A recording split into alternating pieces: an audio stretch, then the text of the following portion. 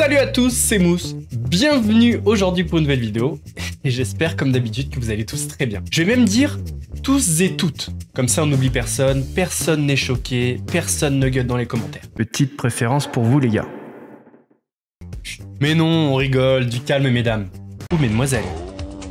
On se retrouve donc aujourd'hui pour la deuxième partie de la série sur Magali Berda. Et le moins que l'on puisse dire, c'est que je crois que le premier épisode vous a bien plu. Apparemment, les vidéos vous plaisent, mais vous êtes encore nombreux à ne pas être abonnés à la chaîne. Donc, pour corriger ça, une seule solution, tu t'abonnes, t'actives la cloche pour pas rater les prochaines vidéos. Car si tu ne fais pas ça, ta belle-mère, ça sera Magali Berda et ton beau-père, Dylan Thierry.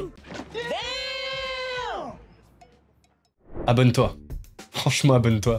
La dernière fois, on a présenté Magali, on a présenté son activité. On a présenté son activité notamment en réagissant à une de ses vidéos YouTube où elle se targue d'avoir lancé le marketing d'influence en France. On a vu que c'était pas vrai. Et on avait terminé avec une petite info sur le passé de Magali, puisque à l'époque, quand elle avait sa société d'assurance et de mutuelle, eh bien son associé l'avait escroqué. Elle s'était donc retrouvée dans une situation financière extrêmement délicate, elle était interdite bancaire et elle avait une dette d'1 million d'euros si je dis pas de bêtises. Et pour refaire entrer de l'argent, Magali a eu la brillante idée d'abuser de la faiblesse d'un ancien haut fonctionnaire âgé de 96 ans. Elle a donc réussi à soutirer à cette personne atteinte de la maladie d'Alzheimer plus de 220 000 euros. C'est pourquoi en 2018, elle a été condamnée à 1 an de prison avec sursis et en 2019, en appel, la peine a été alourdie puisqu'en plus de la peine de prison avec sursis, est venue s'ajouter une interdiction de gérer une société pendant 5 ans. Voilà où on s'était arrêté. Dans cette vidéo, on va parler des pratiques de la société de Magali, Shona Evans. Puisque rappelez-vous, en 2020, Magali a annoncé sur les réseaux en grande pompe que Shona Evans est un modèle d'éthique. C'est un nouveau business, on va pas se mentir, donc ça a été plein d'embûches, plein de difficultés, plein de nouvelles choses. On a appris sur le tas, c'était pas réglementé. En 2018, il y a eu plein de sites qui se sont montés un peu chelous, etc. Donc j'ai mis en place un service juridique. Du coup, parce que voilà, on apprend comme c'est nouveau. Et c'est vrai qu'on a refusé du coup, grâce à ce service juridique, énormément de demandes. Les critères de validation d'une marque sont stricts. Il faut d'abord que l'objet de la vente soit légal. Il faut ensuite que la promotion de l'objet soit légale, selon les critères de la RPP, qui est l'autorité de régulation professionnelle de la publicité. Shona Evans est soumis aussi à des contrôles externes. La DGCCRF, la Direction Générale de la Concurrence, de la Consommation et de la Répression des Fraudes, qui fait partie du ministère de l'Économie et des Finances, veille scrupuleusement aux activités de Shona Evans qui n'a jamais été sanctionnée. Le 1er juin 2020, j'ai mis en place un service de réclamation sur le site internet afin de me séparer des marques qui n'entraînent pas une pleine satisfaction pour le consommateur. Non, je ne doute pas. Mais on va quand même aller vérifier dans cette vidéo. Bienvenue donc pour la partie 2, mais ne vous inquiétez pas, c'est pas la fin de la série, il y a tellement de choses à dire, vous aurez un autre épisode la semaine prochaine. En tout cas, comme d'habitude, si tu veux soutenir la chaîne, pouce bleu, commentaire, tu t'abonnes, t'oublies pas la cloche pour pas rater les prochaines vidéos. Et vu que t'as fait tout ça, je te laisse un petit peu de temps pour aller chercher à boire à manger, te mettre à l'aise. Tu me dis quand c'est bon. Tu sais, maintenant on a une relation de confiance et tout. On commence à se connaître et à s'apprécier. Et là je vois que t'as de quoi te restaurer, tu t'es mis bien, donc on y va. Il y a tellement de choses par lesquelles on pourrait commencer cette vidéo. Ce que je vous propose, c'est qu'on commence par un petit moment de télé croustillant. On est en août 2021 sur le plateau de Touche pas à mon poste. Un des sujets qui a été traité, c'est le fait qu'une société commercialise l'autographe de certaines stars. C'est là que chaque chroniqueur va donc donner son avis sur l'affaire. Est-ce que c'est moral, immoral, bien, pas bien? Mais ce qui est intéressant, c'est que autour de la table, il y a Magali, qui est également chroniqueuse. Danielle Moreau, qui est une autre des chroniqueuses, dit que, eh bien, à l'époque, elle aurait aimé avoir ce type de service de prestation pour peut-être avoir la chance d'avoir l'autographe d'une de ses stars préférées. Mais c'est pas tout. Elle vient piquer et attaquer directement Magali Berda, qui trouve ça complètement immoral. Je vous laisse écouter la suite. C'est le minimum qu'on doit faire envers nos fans. C'est une gratuité, c'est grâce aux gens qu'on bouffe. Mais oui. C'est scandaleux de leur faire payer. Les gens qui regardent nous font vivre et en plus on va leur demander de l'argent. C'est pas bien, c'est le minimum qu'on leur doit. Excusez-moi, si vous voulez faire plaisir à une cousine qui adore Jennifer Lopez, vous n'avez pas les coordonnées de Jennifer Lopez, vous êtes bien obligé de payer. Moi j'appelle Jennifer Lopez tous les jours. Précision, il y a 75% pour l'artiste et 25% pour la société. Genre t'as valdingué toi. Non mais moi j'aurais adoré faire appel à ça quand j'étais jeune. Je suis désolée, ça ne me choque pas. Ce qui me choque, c'est que Magali soit choquée avec voilà, parce que après Cardi B. Avec quel alors tu vas enchaîner tout le monde. C'est choquant de demander à un artiste de dire bon anniversaire à sa cousine pour lui faire plaisir. Au bout de ta pensée. Moi, les influenceurs, vous dites dégueulasse pour ça, je ne comprends pas. Oui, c'est dégueulasse parce que je vais t'expliquer. Il y a une différence entre le placement de produit et ça. Le placement de produit, tu vends un produit. Tu n'obliges personne à acheter un produit. Tu vas te servir à ton quotidien. Magali, on n'oblige personne à acheter un autographe. Oui, mais c'est prendre. En fait, je trouve que c'est utiliser la sensibilité des gens. Et ça, je trouve ça pas gentil. Et je trouve qu'une star aujourd'hui, au contraire, Daniel, au 21e siècle, une star connue sur les réseaux a la possibilité de faire du placement de produit. Donc, ils n'ont pas forcément besoin de faire ça. Tu peux vivre suffisamment. Non, mais tu plaisantes, Daniel, ou quoi? Tu peux vivre suffisamment sur les placements de produits. T'as pas besoin de vendre un autographe. Et c'est pas correct ce que tu dis. Tu peux pas me dire l'hôpital. Mais ça fait plaisir. Excuse-moi, ça fait plaisir. Les produits, je suis désolée, il y a des gens qui s'en plaignent parce que les produits, parfois c'est de la merde. Là, ça fait plaisir.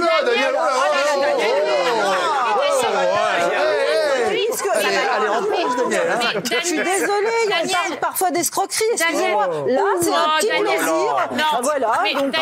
Daniel, ne généralisez pas. Excuse-moi, moi j'ai une société, on a un contrôle de site. Excuse-moi, j'ai 60 salariés, on contrôle des sites, on contrôle beaucoup de choses. Magali, déjà, c'est la vraie vendeuse de tapis. Déjà, le premier argument qu'elle utilise, c'est les stars n'ont pas besoin de vendre leur autographe, ils peuvent faire du placement de produits. Donc, moralement, elle trouve ça complètement indigne que quelqu'un vende son autographe. Par contre, vendre des kits de blanchiment de dents qui ne blanchissent pas les dents, faire la promo de paris sportifs alors que t'as une audience majoritairement composée de mineurs, ou alors vendre de la contrefaçon, ça, elle trouve ça bien. Bon, après, peut-être que j'en rajoute et que je suis mauvaise langue.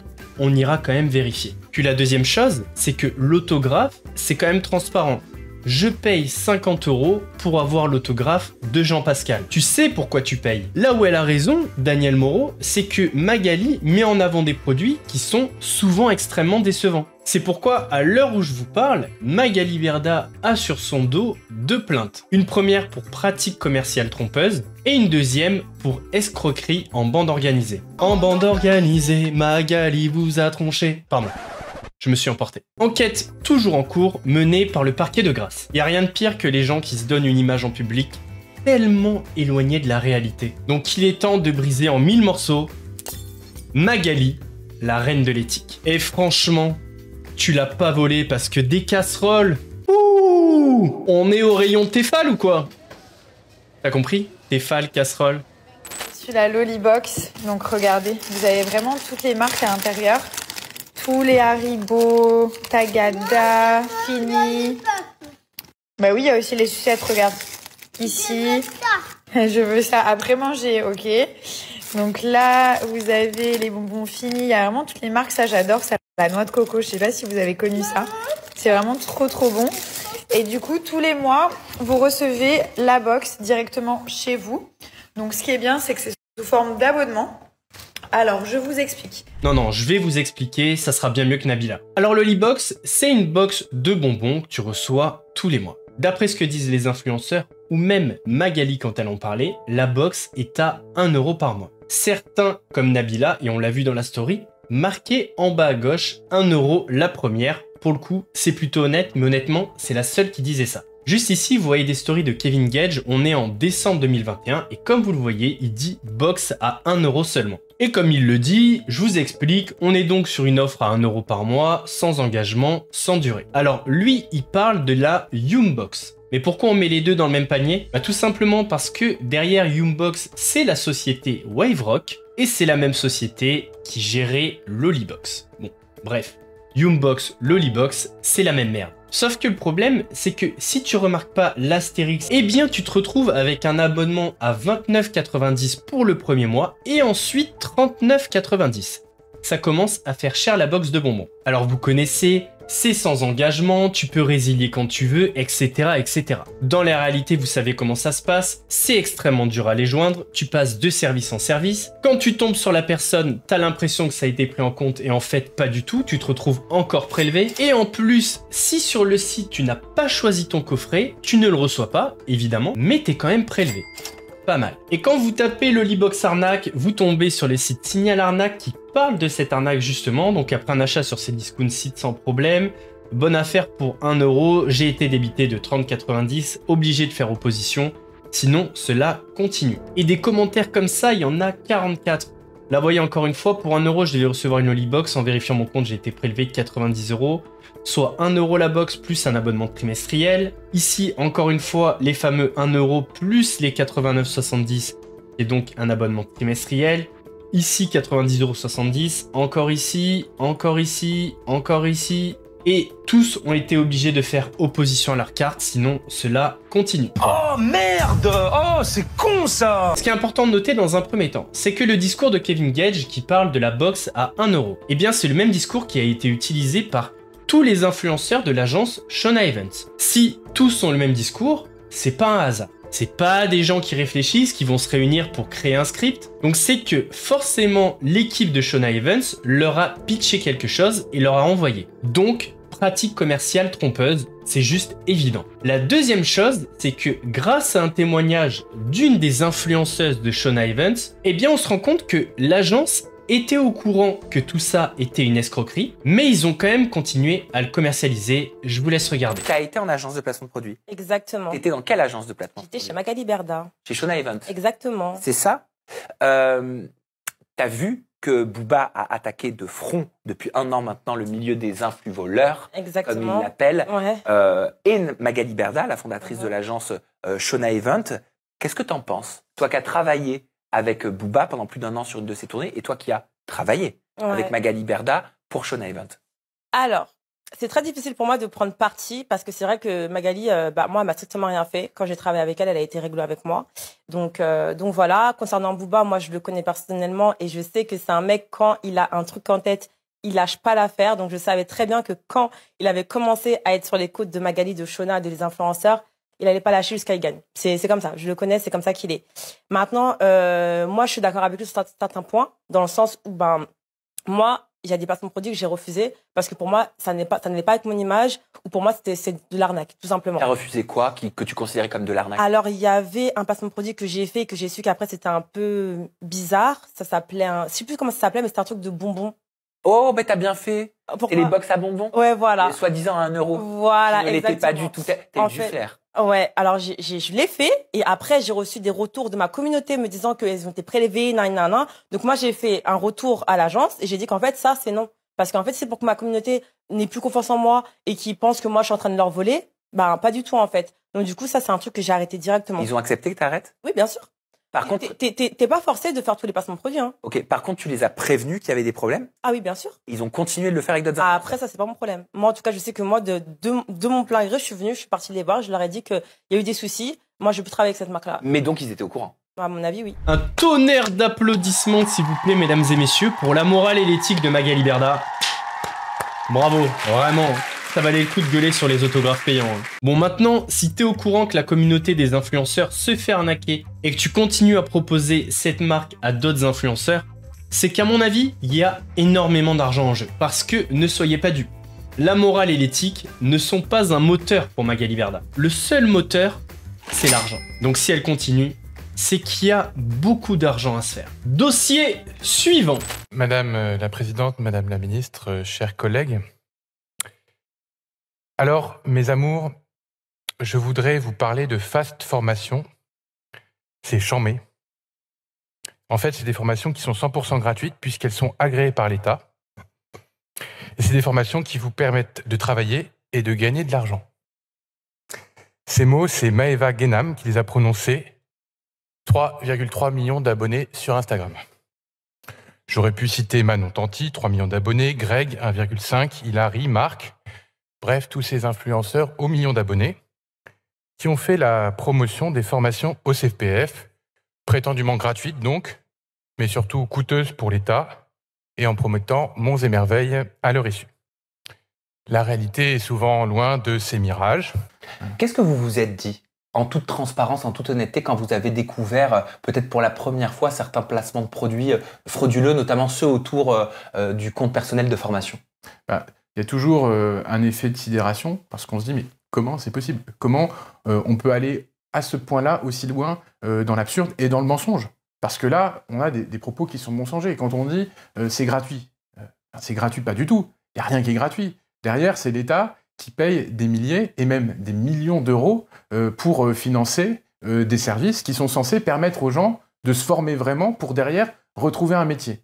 Alors que là, en fait, on a quelque chose qui va financer des boîtes à fric qui vont aspirer l'argent de l'État, donc du contribuable, donc derrière des Français, pour faire des formations mirages, soit inexistantes, soit de très mauvaise qualité, et le plus souvent non certifiantes. Alors, le CPF, c'est le compte personnel de formation. Il est venu remplacer le 1er janvier 2019 le DIF, qui était le droit individuel à la formation. Le DIF, c'était en heures et le CPF en euros. Donc à partir du 1er janvier 2019, les heures que vous aviez cumulées sur le DIF se sont transformées en euros. Quand vous travailliez avant, vous cumuliez des heures de formation. Et ces heures se sont transformées en euros. Je vous prends un exemple, vous aviez 1000 heures avec le DIF. Ces 1000 heures se sont transformées par exemple en 3000 euros. Vous voulez faire une formation pour être par exemple prothésiste ongulaire. La formation coûte 3000 euros. Eh bien, vous pouvez utiliser votre CPF pour payer cette formation.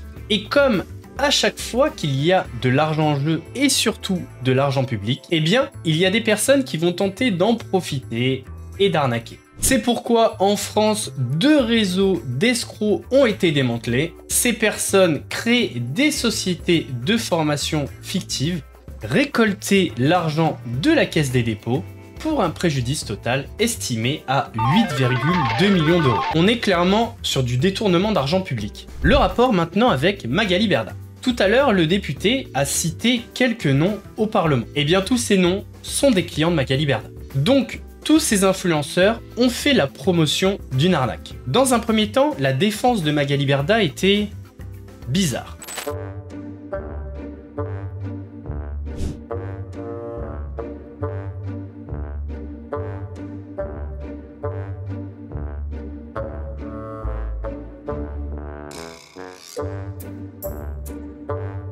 D'après ses dires, la pauvre Magali serait encore victime d'une erreur.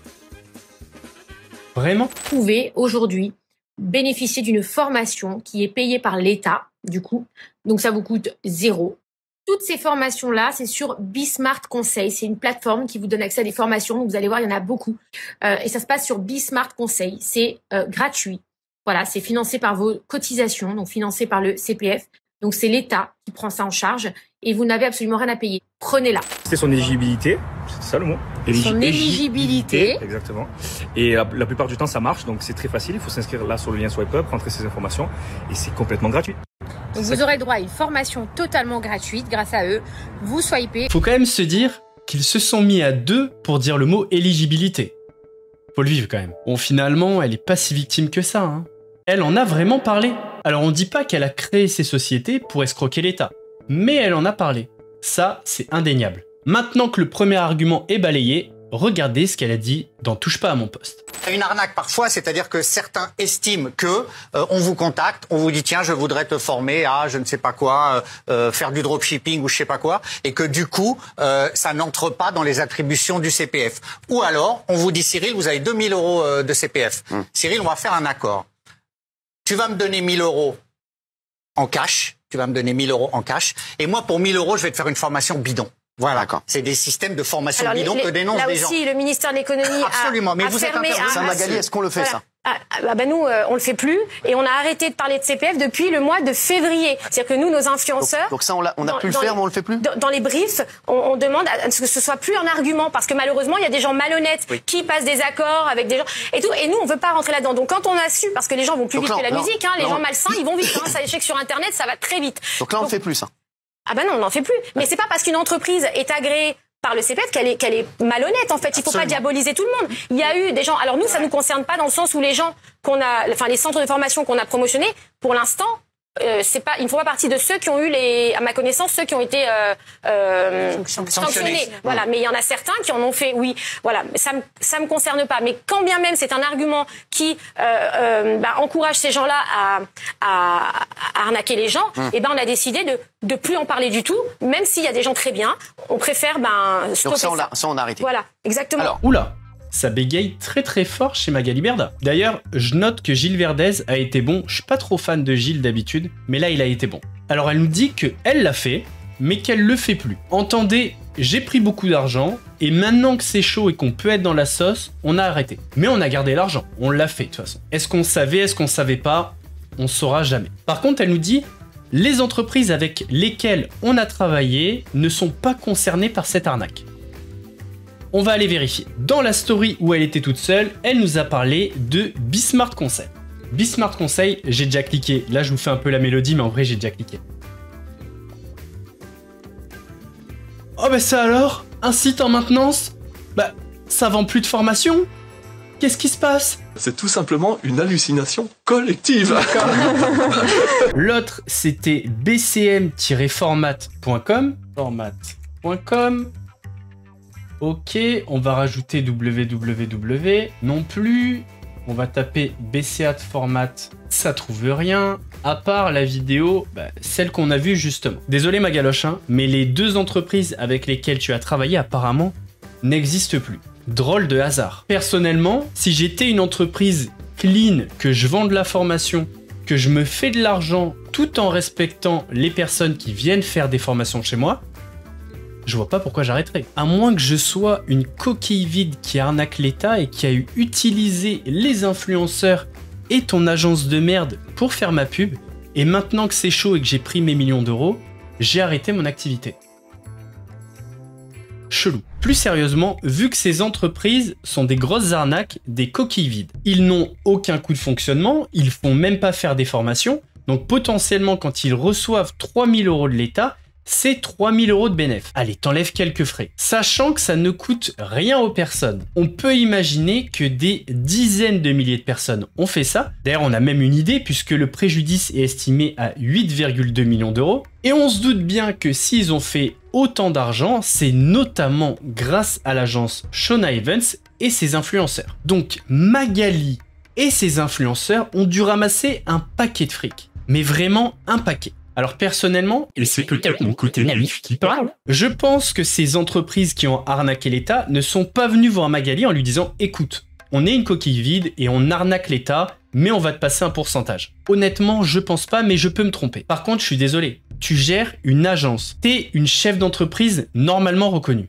C'est ton rôle de te renseigner. J'ai du mal à imaginer que les premiers ont reçu une formation et les derniers n'en ont pas reçu. Et en plus de ça, quand on se rappelle de l'exemple des bonbons où elle avait connaissance de l'arnaque et qu'elle a continué à le proposer à d'autres influenceurs, eh bien, on peut douter de son honnêteté. D'ailleurs, elle a pas l'air trop rassurée sur le plateau de TPMP. Eh bien, écoutez, messieurs, dames, c'est l'heure de terminer cette partie 2. Ça fait quand même une belle vidéo. J'aurais pu aller plus loin, mais ça aurait fait un format un petit peu indigeste, un petit peu trop long. Mais ce qui est bien avec Magali, c'est qu'il y a tellement de choses à dire qu'on pourra faire une belle partie 3. En tout cas, si vous avez kiffé la vidéo, n'oubliez pas de mettre votre plus gros pouce bleu, un commentaire pour me donner votre avis. On s'abonne sans oublier la cloche pour pas rater la vidéo de la semaine prochaine pour être prévenu en premier. C'était Mousse. En attendant la prochaine vidéo, prenez soin de vous.